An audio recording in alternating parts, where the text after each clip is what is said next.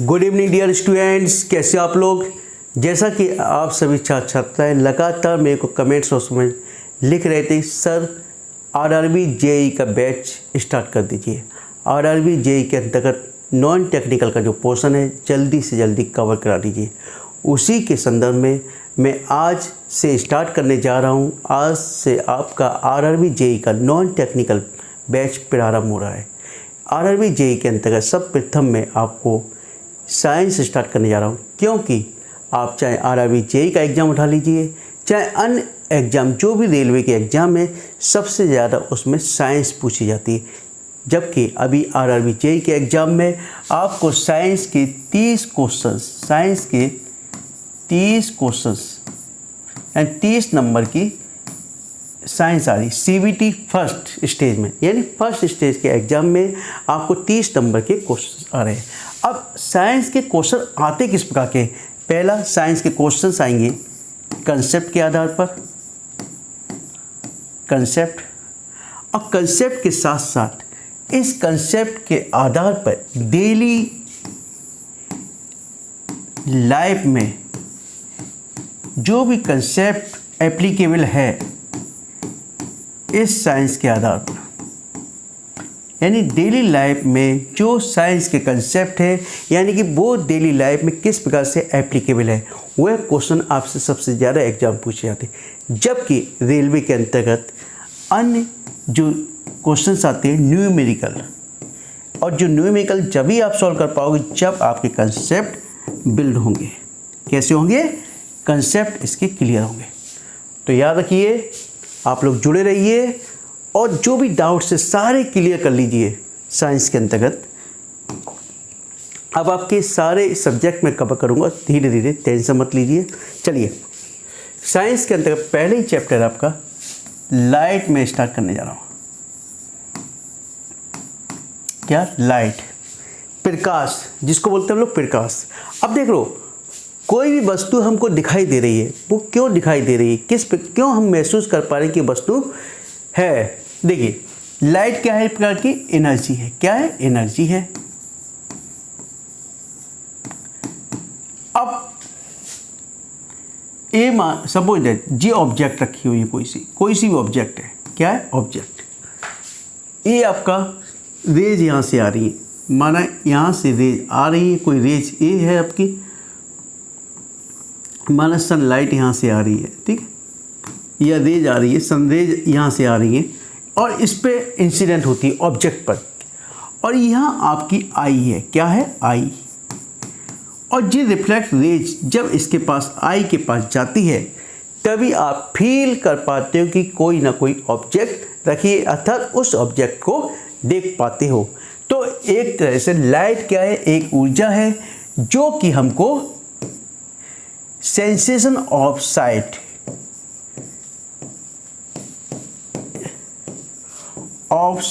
यानी दृष्टता का अनुभव कराती है।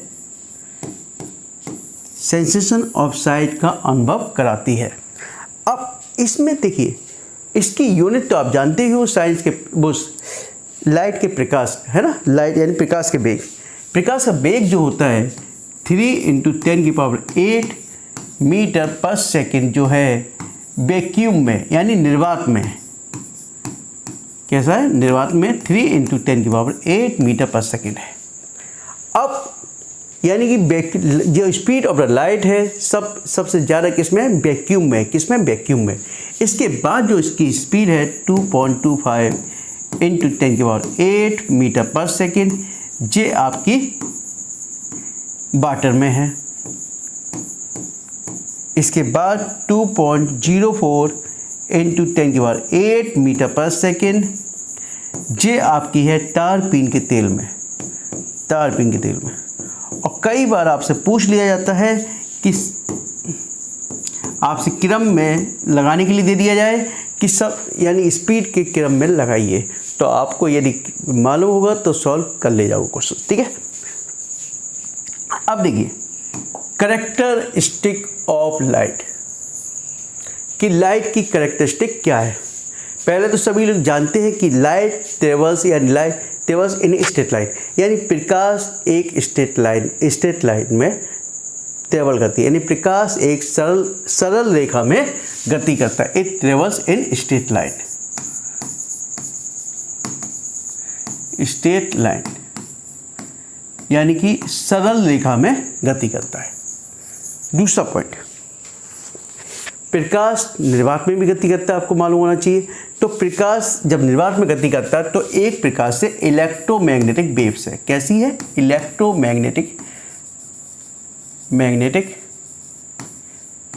वेव्स, वैद्युत चुंबकीय तरंगें, चुंबकीय तरंगें। ठीक है। अब आप जानते हो लाइट्स जो प्रकाश है, प्रकाश छोटे छोटे पार्टिकल से मिलकर बनता है, छोटे छोटे पार्टिकल से मिलकर बनता है। अब प्रकाश छोटे छोटे पार्टिकल से मिलकर तो बनता है, लेकिन वो मूवमेंट कैसे करता है? मूव करता है एक स्ट्रेट लाइन में।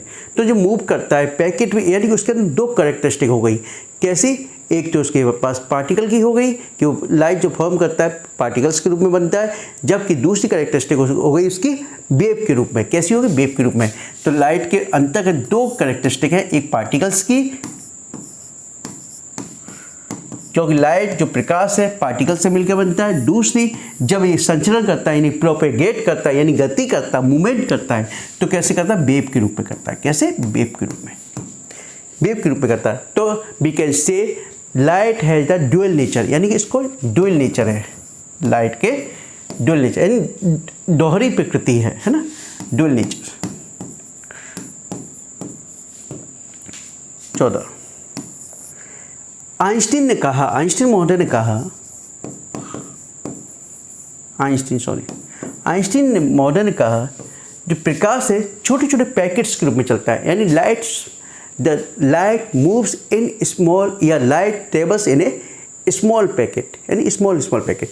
तो इसको हम क्या कहते हैं? इन पैकेट्स को हम फोटोन कहते हैं। क्या कहते हैं? Photon.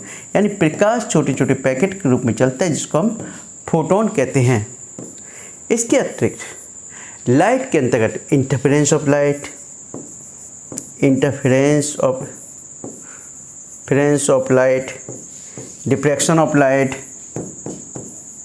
Diffraction of light,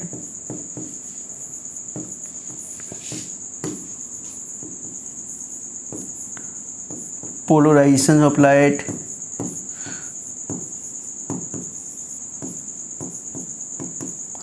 ETC कई प्रकृति होती है। इंटरफेरेंस जिसको हम देखेंगे, व्यतिकरण का सिद्धांत, इंटरफेरेंस, डिफ्रैक्शन विवर्तन। लाइट देखी होगी आपने, किनारों पे मुड़ जाती है। लाइट जो होती है छोटा, यदि आप देखोगे खिड़की के पास या कोने में, तो क्या होगा? लाइट प्रकाश जो होती है बैंड झुक जाता है, किनारों पे मुड़ जाता है, जिसको हम बोलते हैं diffraction of light, polarisation of light. ठीक है। और इंटरफेरेंस ऑफ लाइट, यानी कहीं पे लाइट की इंटेंसिटी अधिक हो जाती है, कहीं पे कम हो जाती है। देखेंगे, अभी आगे पढ़ेंगे उसको। ठीक है। अब ये तो आपकी मेन टॉपिक था, लाइट का नेचर। लाइट का नेचर क्या होता है? ठीक है। अब इसके बाद बात करते हैं प्लेन मिरर की बात करते हैं। प्लेन मिरर,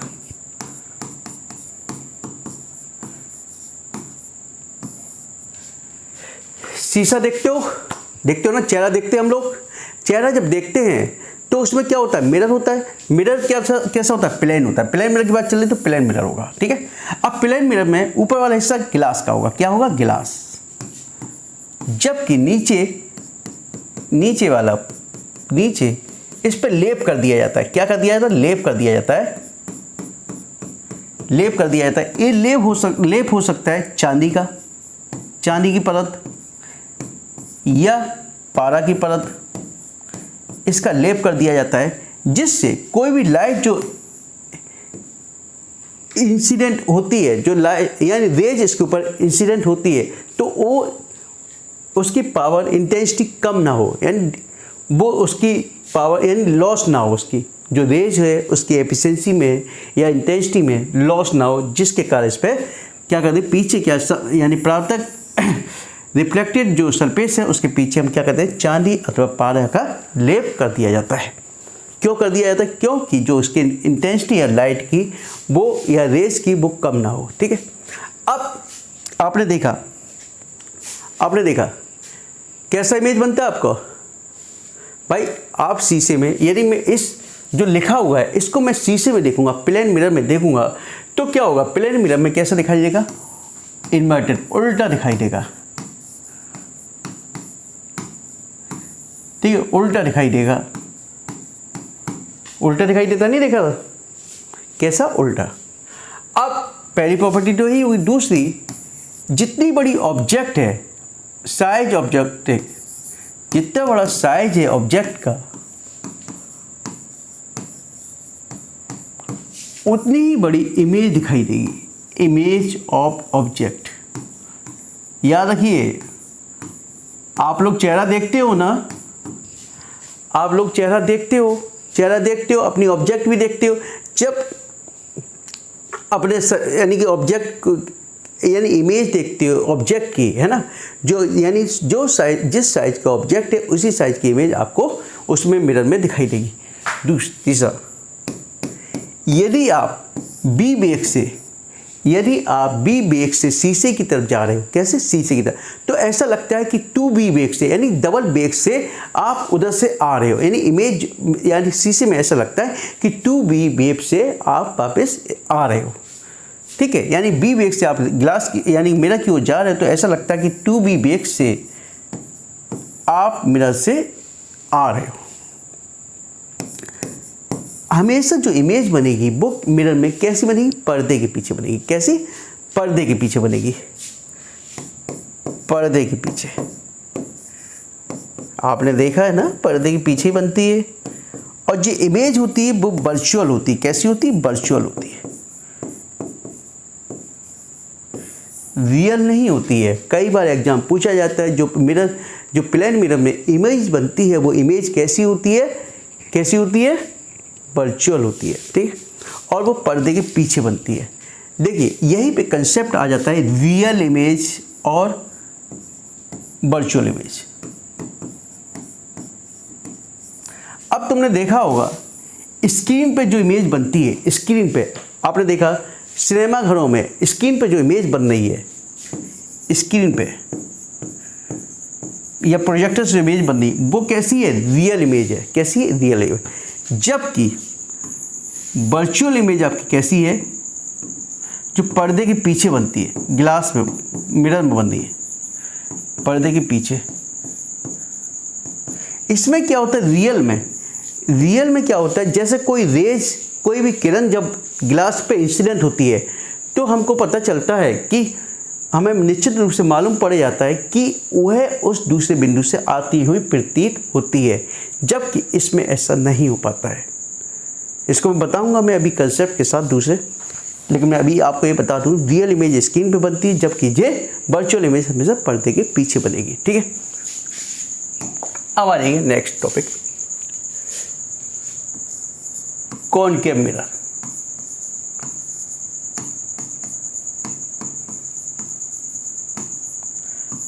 अब कॉनकेव मिरर देखिए, यानी कि ये क्या है, यानी कि इसका परावर्तक, यानी कि कोई भी लाइट जो होगी इस पे इंसिडेंट होगी, इस एरिया पे इंसिडेंट होगी, तो इसका जो परावर्तक स्थल है, सतह है, यानी कि जो रिफ्लेक्टिव सतह है वो कैसी, धसी हुई है, धसी हुई है। ठीक है, कैसी है, धसी हुई है। ठीक है, यानी कि इसकी जो रिफ्लेक्टेड वाली सतह है जिससे परावर्तित होगी रेज, वो कैसी, धसी हुई है। और इसके पीछे जो बाईपास पॉलिश कर दी गई है,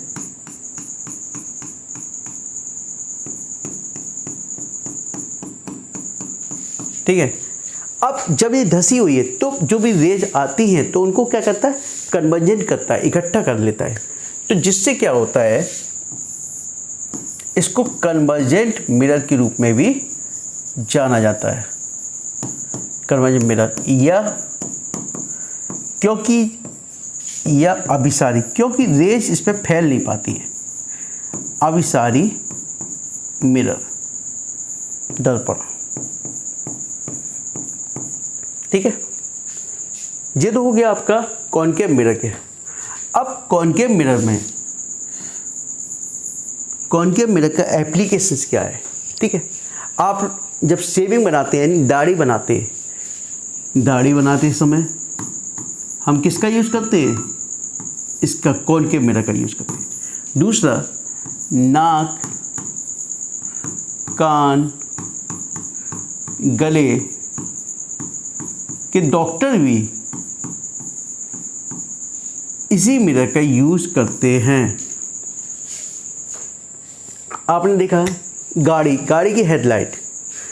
की हेडलाइट लो,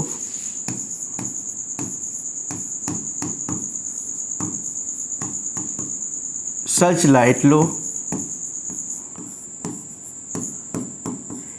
इसमें भी हम किसका यूज करते हैं? हम कॉनकेव मिरर का, क्योंकि आप जानते हो मिरर क्या करता है, ये कन्वर्जेंट है। कैसा है? कन्वर्जेंट है। अब सोलर कुकर में भी इसी का यूज किया जाता है। अब इसको बताऊंगा इसकी इमेज कैसे बनती है। नेक्स्ट अभी आगे टॉपिक आएगा, इसमें बताऊंगा कि इसमें इमेज कैसे बनती है। मैं वैसे बता दूं, इसमें कई स्टेज में इसकी इमेज कैसी बनती है? उल्टी बनती है। कॉनकेव में उल्टी बनती है, कई जगह छोटी बनती है और समान भी होती है, कई जगह बड़ी भी होती है। छोटी बड़ी अभी बताएंगे कैसे, है ना। छोटी बड़ी और समान अभी बताएंगे, कई कंडीशंस लेके उल्टी छोटी, ठीक है। और जे हो गए उल्टे, लेकिन इमेज रियल बनती है अधिकतर केस में। कैसी बनती है? रियल बनती है। कैसी? रियल। जबकि कॉन्वेक्स मिरर देखिए, इसको बोलते उत्तल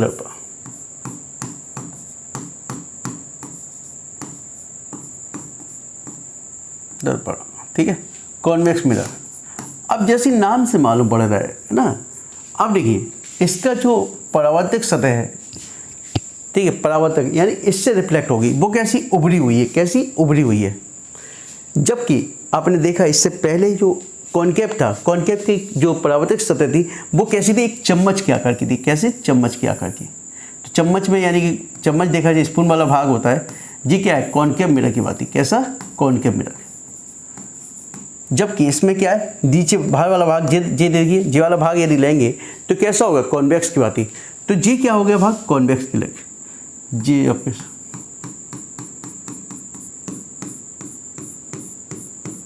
ठीक है। अब ये जे वाला भाग कैसा? कॉन्वेक्स के रूप में, उभरा हुआ है तो कॉन्वेक्स, ठीक है। जब लाइट इस पे आएगी, इंसिडेंट होगी, कोई भी रेज यदि इंसिडेंट होगी, जब उभरे हुए भाग पे इंसिडेंट होगी तो क्या होगी? उसका फैलाव ज़्यादा होगा, स्कैटर ज़्यादा होगी, फैल जाएगी, डिस्पर्स ज़्यादा होगा। जब डिस्पर्स ज़्यादा होगी तो इसी को कहते हैं हम डाइवर्जेंट मिरर या अपसारी।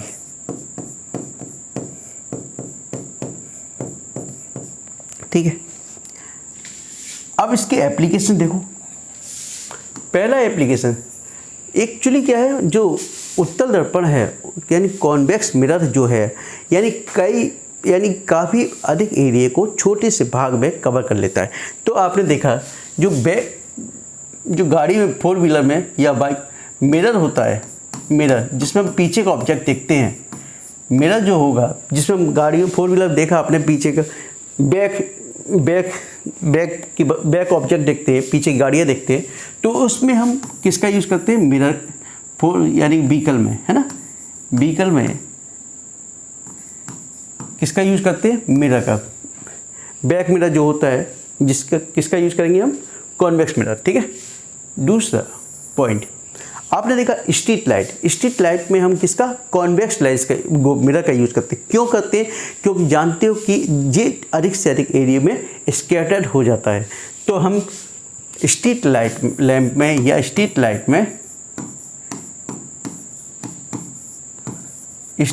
में हम किसका यूज करते हैं? अधिकतर क्या? कॉन्वेक्स मिरर का ही यूज किया जाता है। एग्जाम में कई बार पूछा गया है कि कौन सा मिरर कहाँ यूज किया जाता है, और यदि आप लोग कंसेप्ट के साथ समझोगे तो गलती नहीं करोगे, ठीक है। अब देखिए formation of image, formation of यानी इमेज कैसे बनती है ना, ऑफ इमेज।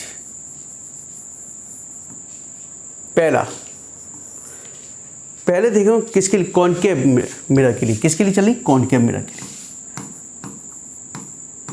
कुछ गाइडलाइनें हैं जो यूज करनी पड़ेंगी आपको, है ना। लेकिन इससे पहले मैं बता दूं,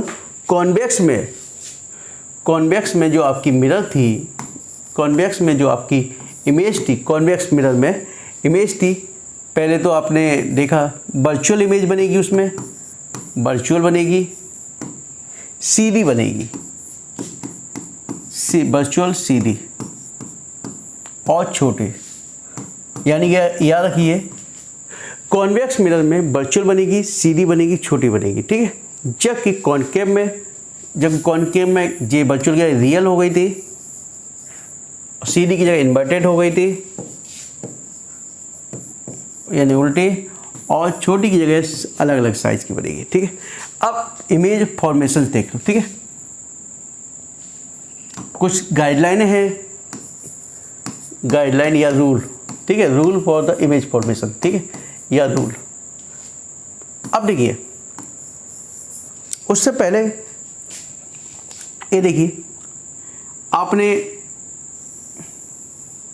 आप जानते हो जो कॉनकेव मिरर हो चाहे कॉन्वेक्स मिरर हो, ये किसी न किसी स्फेरिकल भाग के ही पार्ट्स थे। तो ये किसी न किसी स्फेरिकल भाग के पार्ट थे, तो इसका सेंटर पॉइंट मान लिया हमने सी, इसको बोलते हैं सेंटर ऑफ कर्वेचर, क्योंकि पूरे का भाग होगा, पूरा बड़ा सा सर्किल होगा, तो इसका मिड पॉइंट सेंटर हो गया, तो इसको सी से रिप्रेजेंट कर दिया सेंटर कर्वेचर। जबकि इसके जो पॉइंट है मिड पॉइंट, यहाँ पे इसको बोला पोल, पी से पोल। जबकि सी और पी के मध्य में एक डिस्टेंस होती है पूरी आर, रेडियस से बोलते हैं पूरे को, जबकि या इसके बीच के मिड पॉइंट को बोल दिया हमने एफ, क्या बोल दिया, फोकस, ठीक है। अब ये बोल दिया आपने फोकस। अब सी, एफ और पी को मिलाने वाली रेखा को हमने बोल दिया प्रिंसिपल एक्सिस, प्रिंसिपल एक्सिस। इतना समझ में आ गया? जब इतना समझ में आ गया तो सब चीज़ क्लियर हो जाएगी, ठीक है। अब पहला रूल क्या आता है, यदि कोई भी रेज इंसिडेंट होती है किस पर, कॉनकेव मिरर पे, तो वह फोकस से होकर पास होती है, रिफ्लेक्ट होती है, ठीक है। रिफ्लेक्टेड रेज फोकस से होकर गुजरती है, किससे, फोकस से। दूसरा रूल क्या कहता है,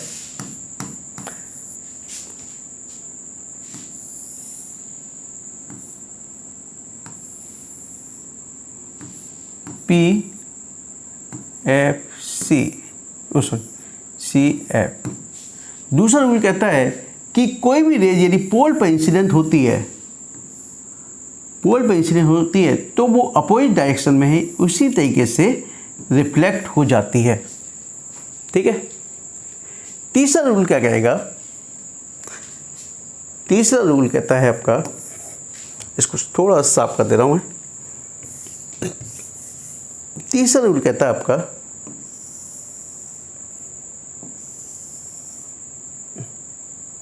पी एफ सी।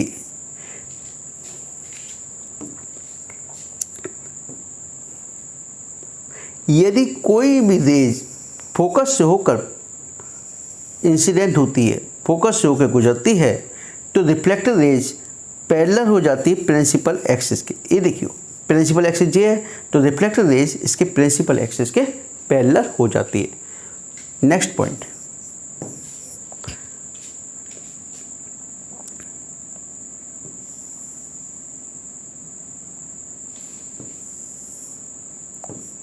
P F C. अब नेक्स्ट क्या कहता है, यदि कोई भी रेज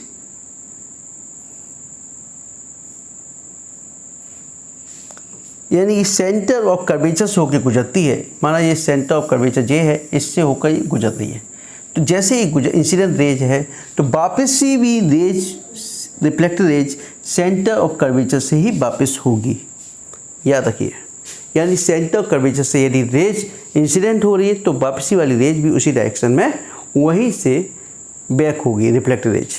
ये आपके रूल फॉर्मेशन थे। कल के वीडियो में देखेंगे हम कि इमेज कैसे बनती है। यानी कई बार एग्जाम पूछा जाता है कि यदि कोई वस्तु इन्फिनाइट पर रखी है तो उसका इमेज कहाँ बनेगी, यदि कोई वस्तु सेंटर ऑफ कर्वेचर पर रखी हुई है तो कहाँ बनेगी। तो इस प्रकार से टॉपिक्स जब एग्जाम में आएंगी तो आप आसानी से सॉल्व कर लोगे।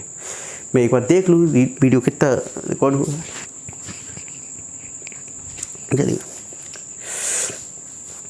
चलिए तो इसके बाद अब नेक्स्ट टॉपिक्स रहेगा। तो हमारे पास एक तो इमेज फॉर्मेशन,